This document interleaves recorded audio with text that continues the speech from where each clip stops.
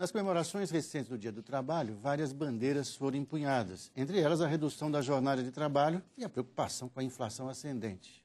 Mas um outro tema poderia ser adicionado: educação e qualificação profissional do trabalhador. Sobre essas questões, eu vou conversar agora com a deputada Luciana Santos, do PCdoB de Pernambuco. Isso. Deputada, eu queria perguntar uma coisa. A senhora foi prefeita de Olinda em 2 gestões. Isso, é. E é uma questão que não se fala muito, mas é uma questão importante, é a questão do funcionário público, que eu sei que é uma coisa que a senhora se preocupa. Né? Isso.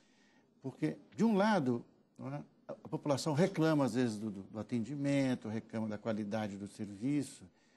De outro lado, a gente percebe que o funcionário público, muitas vezes, ele também fica um pouco ao Deus dará, né? Um pouco assim, ninguém cuida muito dele, quer dizer, ninguém se preocupa em formá-lo, né? O que a senhora pensa sobre essa questão? Quer dizer, é uma situação difícil, né?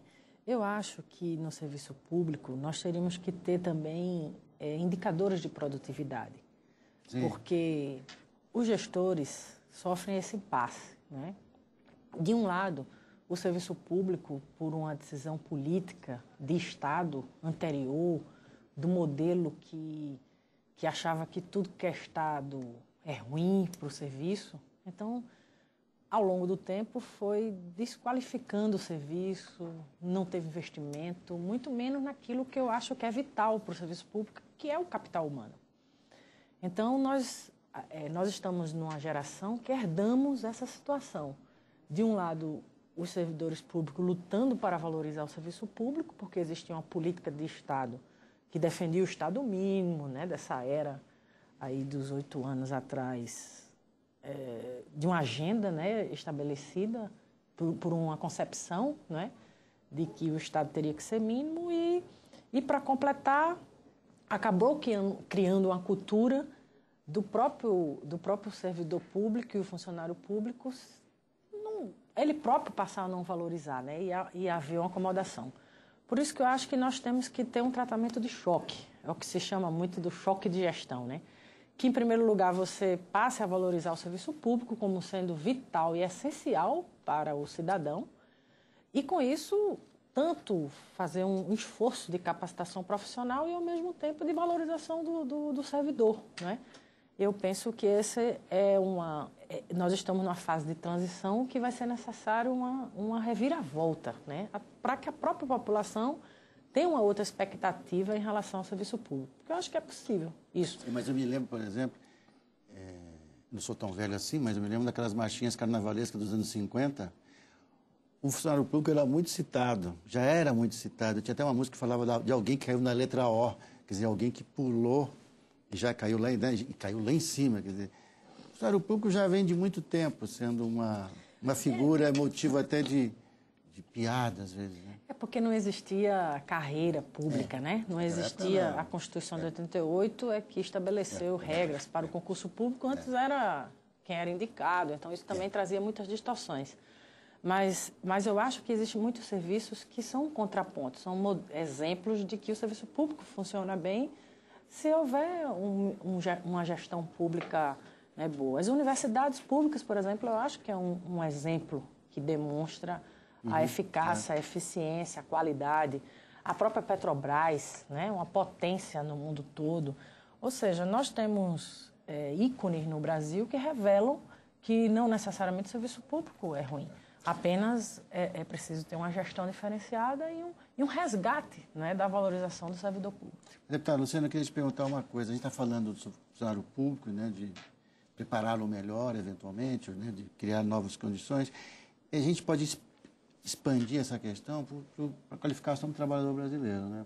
Porque o seu município, Olinda, é um município encostado em Recife, e aquela região ali, que a gente lê todos os dias, né? Pernambuco está crescendo acima da média nacional. Isso. A indústria se instala em Pernambuco. Então, imagina que a própria população da sua cidade, Olinda, esteja também se beneficiando, quer dizer, pelo menos com essa possibilidade de se beneficiar desses novos empregos que são criados. Mas aí entra a questão que se fala muito. Mas tem que preparar as pessoas. Existe um certo esforço, né? Quer dizer, nos últimos tempos a gente percebe esse esforço, né, de escolas técnicas e tudo. Mas qual é a sua opinião sobre isso? Enimar, para você ter uma ideia, Eu, quando era prefeita, nós acompanhamos de perto o programa do Ministério das Minas e Energia chamado PROMIMP, que tinha exatamente o objetivo de, naquelas regiões onde está havendo investimento na cadeia de gás, petróleo offshore, pudesse ter um programa que capacitasse as pessoas do local.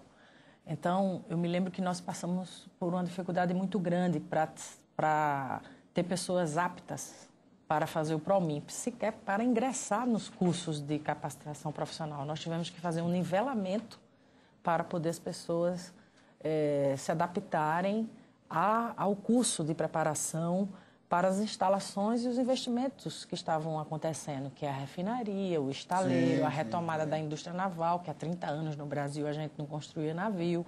De fato, Inimar, a gente está lá com crescimento que no mesmo patamar do crescimento chinês. Nós chegamos lá a 9% de crescimento, o que revela essa preocupação hoje central, que eu acho que é justíssima, da educação profissional. Por isso que eu acho muito importante a Dilma recentemente ter lançado o Pronatec, né, a semana passada, exatamente na época das comemorações do Dia Internacional dos Trabalhadores, porque eu penso que se tivesse que perguntar para mim o que é que eu acharia que era central hoje no Brasil, acho que é isso. Mas não só a educação profissional, na sua experiência como prefeita, mas como a educação de maneira geral. As prefeituras não têm condições de fazer isso, né? Muitas vezes, né? Não, as prefeituras, olha, Inimar, mal nós tínhamos financiamento para a educação infantil, por exemplo. O governo Lula, que na época, fruto também de um histórico, né, dos movimentos sociais, e da decisão política, claro, do governo, criou o Fundeb, né, que viabilizou os municípios a ter recursos para a educação infantil. E a atividade profissional é também um grande gargalo. Nós, hoje, penso eu que com um programa como esse do Pronatec, nós podemos dar um grande passo, porque já houve, nesses últimos 8 anos, a criação de novas escolas técnicas. A gente pode dizer que se criou mais escolas técnicas nos últimos anos do que em muitas décadas, porque foram mais de 300 escolas técnicas. Mas, sem dúvida que estamos ainda anos-luz da necessidade objetiva, até porque quando se tem uma agenda de crescimento, né, no nível de crescimento que nós temos, mais vai ser necessário uma qualificação diferenciada, né? Porque, afinal de contas, essa é a moeda do mundo. É o conhecimento, a gente poder adquirir tecnologia. Isso, hoje, é essencial para um projeto de nação. Então, eu se tivesse que eleger uma prioridade, sem dúvida que a educação, nesses níveis, seja superior, fundamental, mas a educação profissional hoje é um foco objetivo, né? Da demanda do mercado. Né? Tem que planejar, tem que decantar. É um tempo, né, para poder produzir os quadros que vão dar conta do crescimento nacional. A gente está indo para a reta final do nosso tempo aqui. Eu queria te perguntar mais uma coisa, deputada Luciana Santos. Essa questão da jornada de trabalho. Assim, não, agora, eu lembro que as pessoas falam assim, não, hoje não é bom discutir jornada de trabalho, diminuição, porque tem muito desemprego. Então, eu falei assim, bom, então, de repente é uma hora boa discutir a jornada de trabalho, a redução, agora que o desemprego caiu muito, né? Exatamente. Que está chovendo muita oferta de emprego.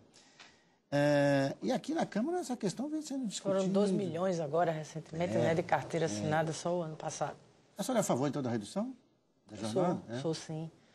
Eu acho que isso pode dar aquilo que é necessário hoje para os patamares de desenvolvimento que nós estamos adquirindo. Nós estamos entrando em várias... A diversidade da nossa atividade econômica é muito grande. E, para isso, nós precisamos qualificar. Qualificar significa tempo. Nós precisamos ter os trabalhadores com tempo para adquirir, né, para estudar, para se qualificar profissionalmente.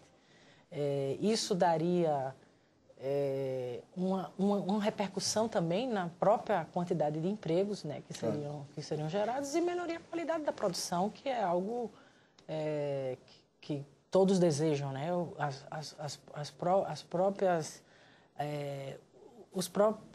os agentes, né, as forças produtivas, né, do país, e aqueles que, sem dúvida, têm mais clareza do que isso significaria para a qualidade da sua produção, dos próprios proprietários, não é?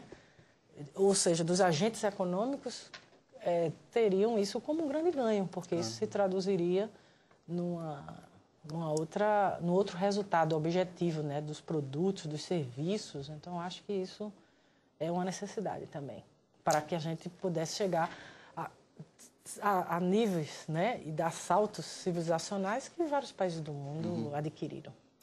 Então, Luciana Santos, infelizmente nosso tempo acabou, mas essa pauta de questões trabalhistas é uma pauta longa e a gente pode eventualmente voltar a conversar sobre isso. Sem dúvida. E falar da região Nordeste e de Olinda, quem sabe. De Olinda, claro. Muito obrigado pela sua vinda aqui. Tá bom. E obrigado a você que acompanhou a gente. Até a próxima.